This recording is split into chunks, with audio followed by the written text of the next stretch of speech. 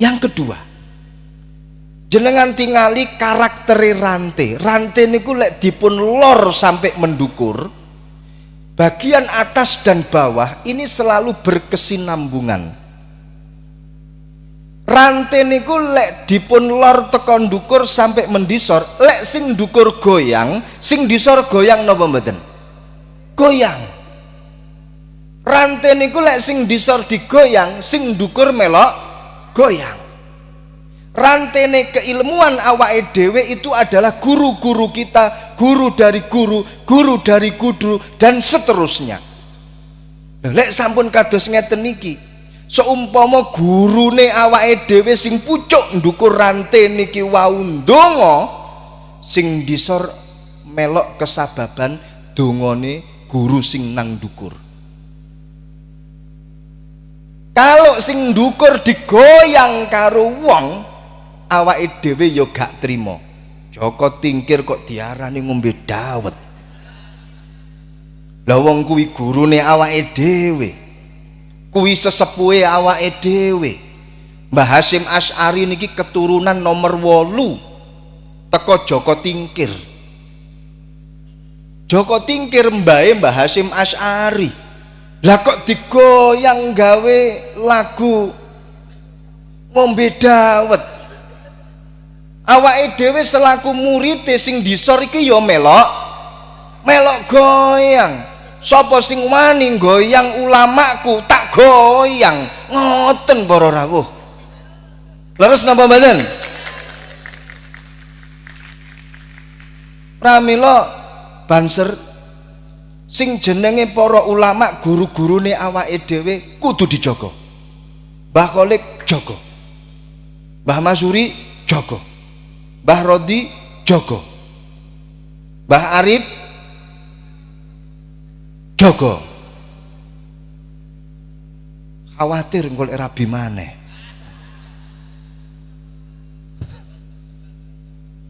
Dijaga ulama-ulamae awake dhewe. Ketika yang atas digoyang, disor melok goyang. Nah, kita ini ada di rantai bagian bawah.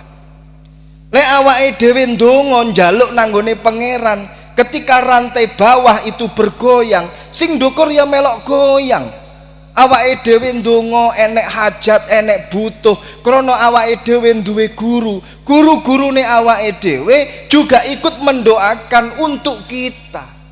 Makane dongane wong sing duwe guru niku luwih mandi dibandingno karo wong sing gak duwe guru. Kenging napa? Krana dongane murid niku mesti dibantu kalih guru. Dongane santri mesti dibantu karo kiyaine. Lek enek wong donga tapi gak duwe guru, dhek single parent. Kekuatane kurang. Nah niki lho pentinge guru. Semisal awake dhewe niki tenggone rantai bagian bawah kok digoyang, difitnah, dihantam dengan orang-orang yang menzolimi kita, percaya diri, kita punya para ulama, kita punya para guru. Sopo sing goyang warga Nahdliyin, sesepuh Nahdliyin tidak akan pernah tinggal diam. Tepuk tangan mboten napa-napa. Maka dari itu dadi warga Nahdliyin awake dhewe kudu percaya diri. Ojo mlempem. Semangat juang harus ditanamkan. Krana napa awake dhewe duwe guru, awake dhewe duwe para ulama yang akan selalu mendoakan kita. Niki para rawuh, kenapa kok dinamakan dengan hari santri?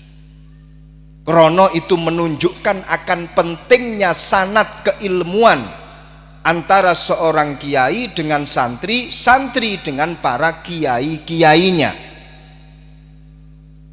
Terus kemerdekaan ini adalah warisan dari para ulama, warisan dari para kiai-kiai kita, warisan dari para leluhur kita.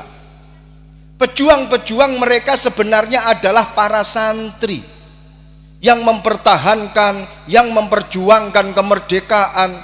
pada tanggal 21 Oktober sampai 22 Oktober para ulama kumpul bahas pripun niki. Ternyata Belanda tidak mau tinggal diam ketika kemerdekaan itu diambil. Akhirnya kolonial Belanda membonceng sekutu untuk merebut kembali kemerdekaan yang telah kita rebut dan sudah diproklamirkan oleh Presiden Soekarno dan Bung Hatta.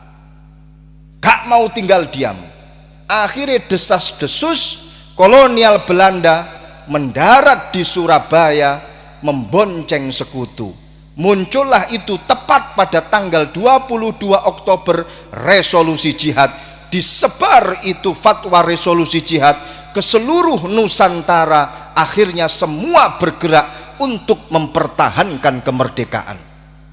Sehingga ada satu penelitian yang mengatakan laula resolusi jihad lama wujida al-istiqlal fi Indonesia. Kalau tidak ada resolusi jihad, maka tidak akan ditemukan keberlangsungan kemerdekaan untuk bangsa Indonesia. Jadi barokah resolusi jihad.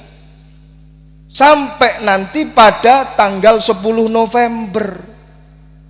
Pada tanggal 10 November. Masya Allah. Menurut cerita konon, para ulama temriku sampun sepakat untuk mengerahkan santri-santrinya, dan memang terbukti semacam itu. Mbah Kiai Hasyim Asy'ari memerintahkan pasukan fisabilillah, laskar jihad, memerintahkan pasukan santri. Mbah Kiai Wahab Hasbullah memerintahkan santri-santrinya.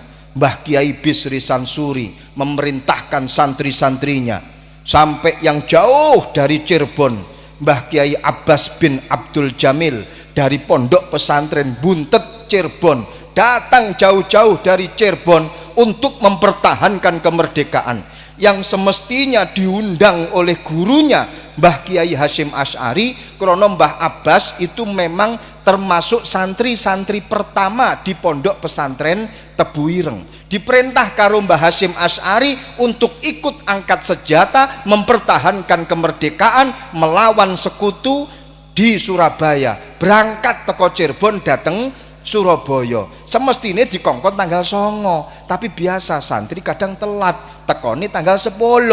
Akhirnya jadilah 10 November. Coba lek seumpamane tekoni tepat waktu, jadinya tanggal 9 November. Ini cerita di balik layar. Mbah Kiai Mahrus Ali ketika mendapatkan kabar dari Mayor Mahfud bahwa Belanda membonceng sekutu dan saat ini turun di Surabaya, Kiai. Sekarang ini Surabaya dalam keadaan genting, Kiai. Nopo jawabipun Mbah Mahrus saking Lirboyo? Beliau langsung mengatakan, kemerdekaan ini harus kita pertahankan sampai tetes darah terakhir. Iki para kiai. Mila ketika diproklamasikan kemerdekaan, 440 santri Lirboyo, ketika Mbah Kiai Mahrus mendapatkan kabar kalau Presiden Soekarno memproklamasikan kemerdekaan, Mbah Kiai Mahrus mendapatkan restu dari Mbah Kiai Abdul Karim, mertua beliau, dan juga mendapatkan restu dari Mbah Kiai Marzuki Dahlan, memerintahkan 440 santri Lirboyo untuk melucuti senjata-senjata tentara Jepang yang markasnya ada di markas Kompiteida Nippon di Kediri, dan berhasil melucuti semua senjatanya, dan kemudian senjata tersebut diserahkan kepada TKR atau Tentara Keamanan Rakyat. Mantun ngoten dapat kabar lagi kalau muncul sekutu di Surabaya.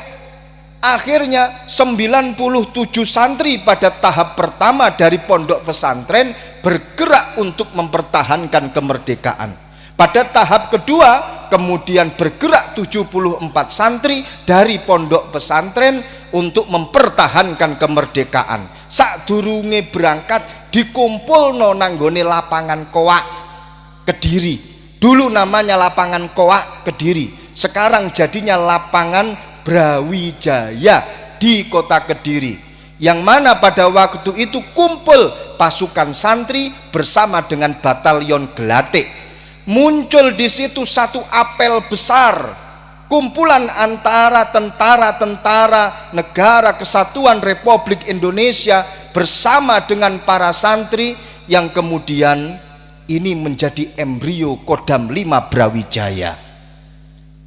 Niki ulama awake dhewe.